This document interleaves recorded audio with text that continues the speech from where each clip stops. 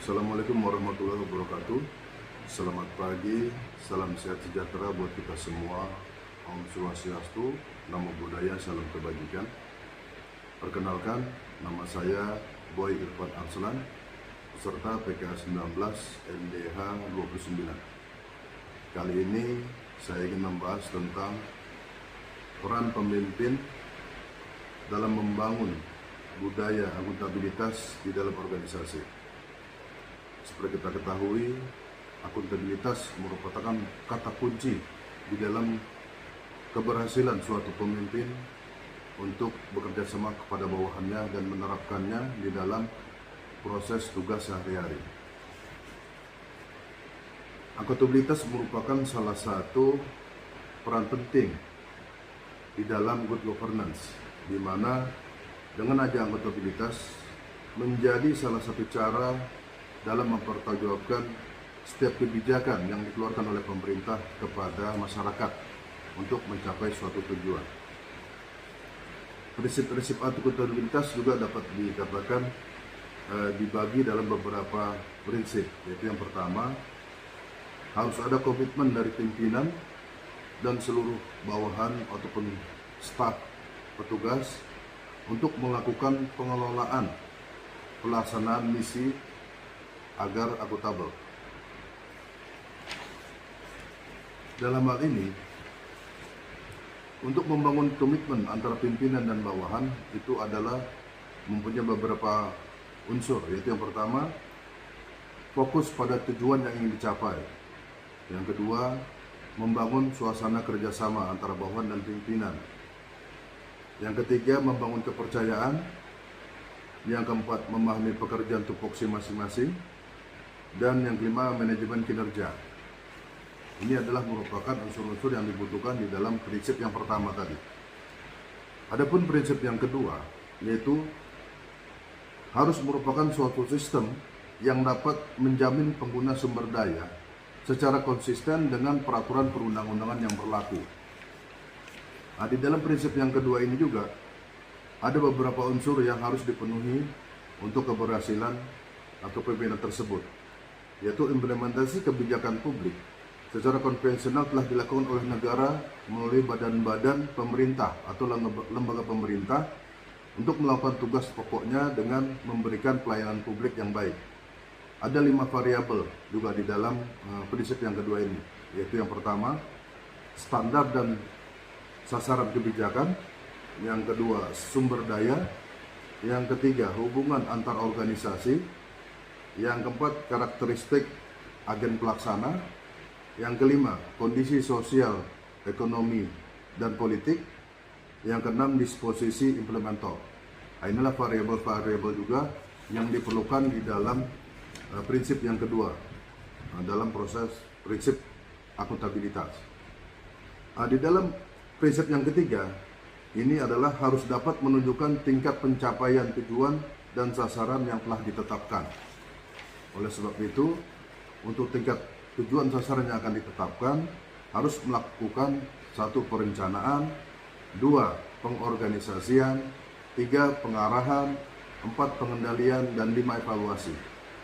Perencanaan adalah fungsi dasar karena untuk organizing, controlling, directing, evaluating, dan reporting. Sementara pengorganisasian adalah suatu proses penentuan, pengelompokan, dan pengaturan berbagai macam aktivitas yang diperlukan untuk mencapai tujuan. Pengarahan adalah ditetapkan sebagai rencana organisasi dan kepada petugas, di mana pengarahan ini harus jelas, harus bersifat positif, harus dengan motivasi secara menyeluruh dan kepada orang yang tepat.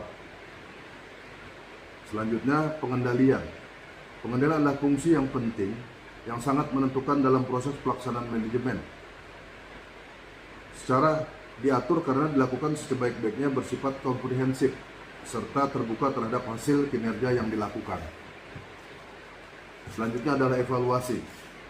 Evaluasi adalah merupakan proses penggambaran atau memperoleh dan menyajikan informasi yang berguna untuk merumuskan alternatif keputusan. Tujuannya adalah yang pertama, untuk mengetahui apakah tujuan-tujuan yang telah ditetapkan telah tercapai di dalam suatu kebijakan. Itu yang pertama. Yang kedua, untuk memberikan objektivitas pengamatan terhadap perilaku hasil. Yang ketiga, untuk mengetahui kemampuan dan menentukan kelayakan. Yang keempat, untuk memberikan umpan balik bagi kegiatan yang telah dilakukan. Oleh sebab itu, penilaian dan evaluasi keberhasilan pencapaian output dan outcomes dalam mencapai tujuan dan sasaran adalah fokus dari kegiatan pengukuran dan kinerjanya. Kita masuk lagi ke dalam prinsip yang keempat, yaitu harus berorientasi kepada pencapaian visi dan misi serta hasil dan manfaat yang diperoleh. Nah, akuntabilitas kinerja ini dilakukan dengan memperhatikan indikator kinerja yang menggambarkan tingkat pencapaian suatu sasaran dan tujuan yang telah ditetapkan, yaitu pertama input. Input adalah tolak ukur kinerja berdasarkan tingkat atau besarnya sumber dana, sumber daya manusia, material, waktu, teknologi, dan sebagainya yang digunakan untuk pelaksanaan program atau aktivitas. Itu input. Yang kedua output. Output adalah tolak ukur kinerja berdasarkan produk atau barang jasa yang dihasilkan dari atau kegiatan sesuai dengan masukan yang telah digunakan. Yang ketiga, outcomes. Outcomes adalah tolak ukur kinerja berdasarkan tingkat keberhasilan yang dapat dicapai atas keluaran program atau aktivitas yang sudah dilaksanakan.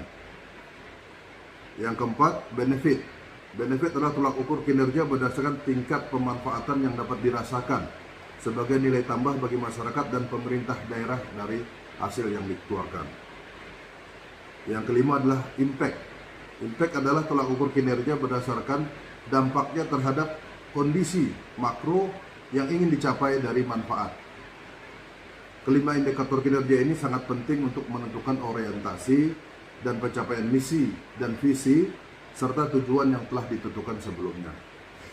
Itu adalah termasuk ke dalam prinsip yang keempat. Dan prinsip yang kelima, di sini harus jujur, objektif, transparan, inovatif sebagai katalisator perubahan mengenai instansi pemerintah dalam bentuk pemutakhiran metode dan teknik pengukuran kinerja secara penyusunan laporan akuntabilitas.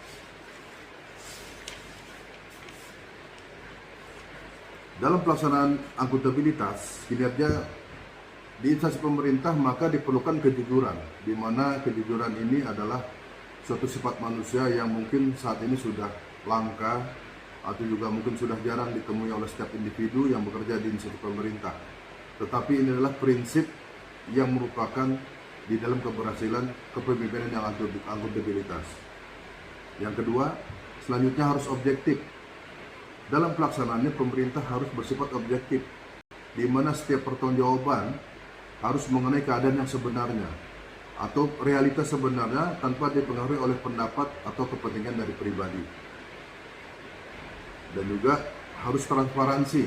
Transparansi di mana pemerintah memberikan kebebasan kepada masyarakat yang memang ada yang ingin memperoleh data informasi yang secara sebenarnya atau realita di lapangan.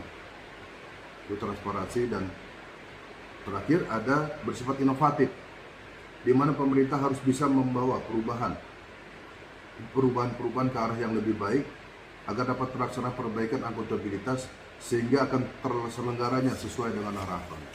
Nah, prinsip-prinsip akuntabilitas ini sangat mutlak dipenuhi oleh seorang pemimpin di dalam menjalankan organisasinya untuk mencapai suatu tujuan yang baik. Itu kembali kepada suatu tujuan good governance atau pemerintahan yang baik. Oleh sebab itu,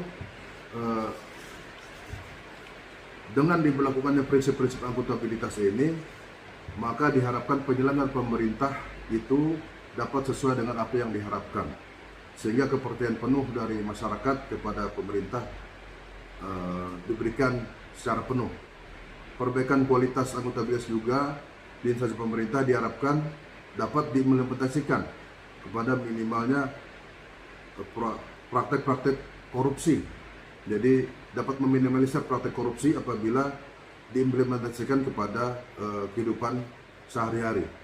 Sehingga diharapkan good government juga dapat terwujud oleh pemerintah Indonesia baik di tingkat pusat maupun di tingkat daerah. Demikian mungkin yang dapat kami sampaikan pada kesempatan pagi ini. Terima kasih atas segala perhatian.